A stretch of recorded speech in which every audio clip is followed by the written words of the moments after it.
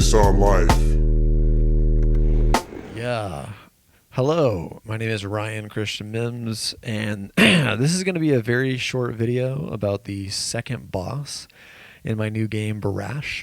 A quick sort of rundown of this boss is that he is, like the other bosses and mobs in this game, he's very blocky, he's very abstract looking, which you'll see in a little bit.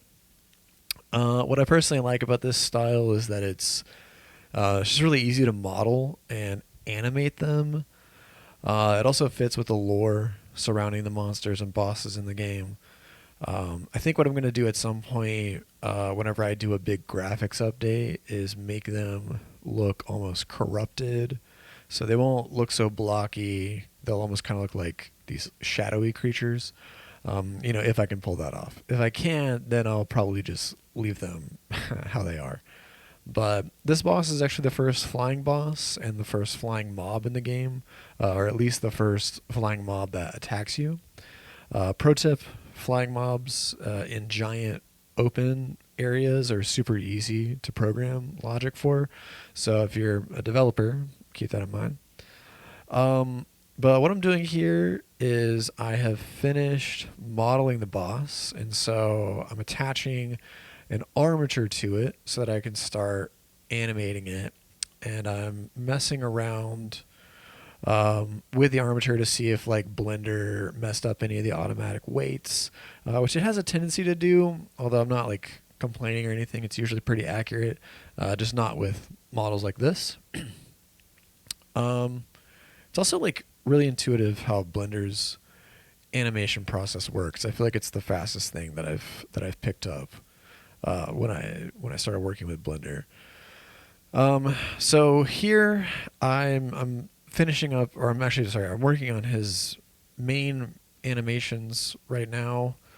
What he does is he like the boss, he comes into the scene and he grabs one of the characters, like one of the NPCs, and then he holds them for half of the fight.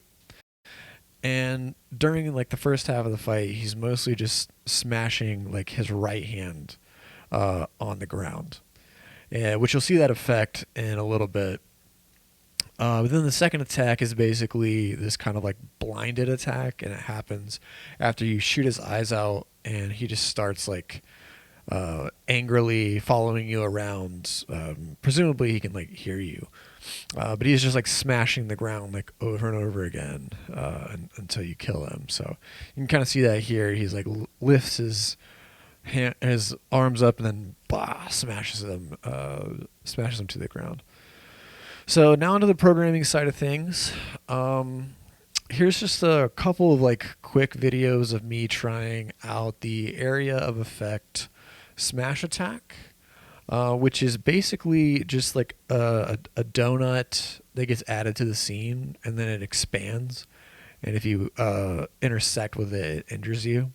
I don't recommend doing this, or at least like not with any more than 2 or 3 like expanding sort of collision effects like this. If you're using scale, if you're planning on implementing it that way, I don't recommend doing this. I imagine that like if you had more than like 5, it would get pretty laggy just because of how scaling works with collision. But for this game, it's fine. So eventually, yeah, we move on to the eyes exploding. This is a similar effect to the first boss, where when you shoot out, it's like power boxes. They explode on either side of the head, but this time you have to shoot out 8 of the eyes.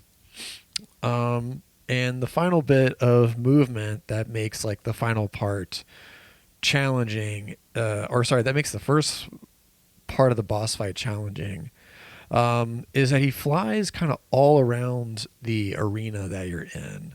And the way that he does that is there's essentially a dice roll to determine if he's going to fly toward the player or if he's going to fly outside of the arena. And if he rolls, or like if the roll lands on flying outside of the arena, what he does is he picks 1 out of 5 potential spots, and then he flies toward that, and then he re-rolls to determine if he's going to do it again or not. And that's basically how the fight goes. So each fight is actually going to be different, like each time, which adds a level of unpredictability to it that I personally like. But it's not so unpredictable that like it's hard to test.